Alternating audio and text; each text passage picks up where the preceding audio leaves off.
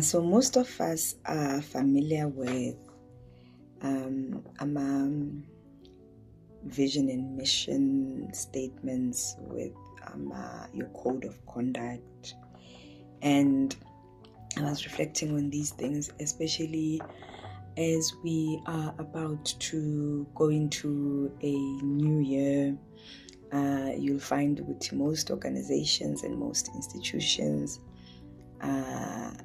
there is some type of a remembrance that goes into,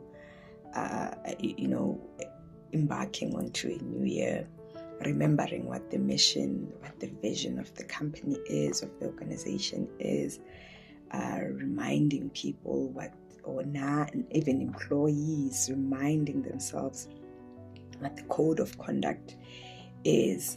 And these statements have authors, and most of the time a source of that vision would be the person that has founded the company or the institution or the organization or the people that have founded that particular entity. So now taking it and now relating it to our own lives, to this institution that is my life, to this organization that is my life. The author of the vision and the mission, the author of the code of conduct is the Creator, is God.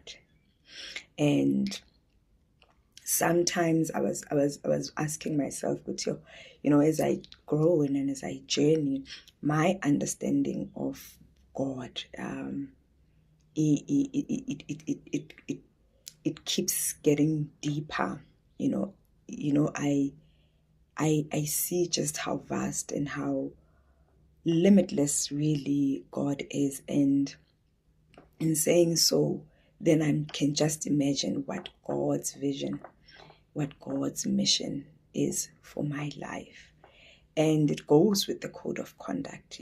Code of conduct will talk to the discipline that I would need to apply in my own life, the obeying of that code of conduct, the commitment to that mission in that statement and that code of conduct, the responsibility that it will come with.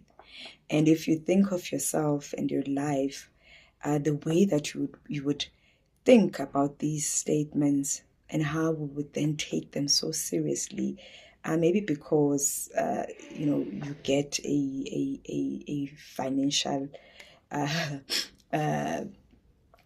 remuneration for that, but there is also a reward in terms of if you had to apply the same seriousness in ngeyakho impilo. The tests, because the mission and the statement, the code and conduct get tested all the time. We challenge these things. They get challenged in various ways. But the end goal is that we have to adhere, because there's that vision. There's that vision of the board, of the directors, of the whatnot, and they have their own definition of what the mandate is and what the end goal is and what they really want out of that statement. It is the same with God in our lives. So the thing is, when it comes to our own lives, when we go through these tests and trials and challenges that come with the mission and this vision statement of our lives, we tend to think they are there to destroy us. Kanti they are not there to destroy us, but they are there to prove true God's vision for our lives. They are there to prove true God's mission for our lives. As the word says that God's plans are to prosper us and not to harm us. For I know the plans, not to harm you, but to prosper you.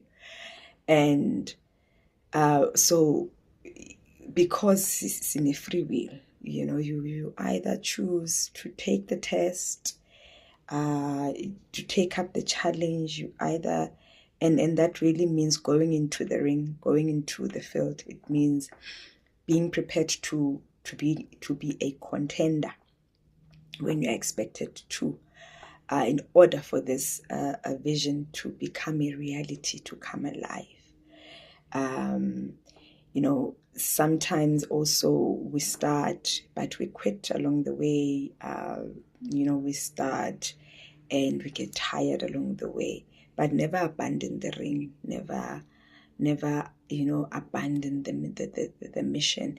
And gogunye, we go through those trials and tests, relying not on the compass that is the author, but on the external things or external sources, or sometimes our own understanding. We lean on our own understanding, our own capabilities, as opposed to going back to the source and the author of what my life and mission are in life.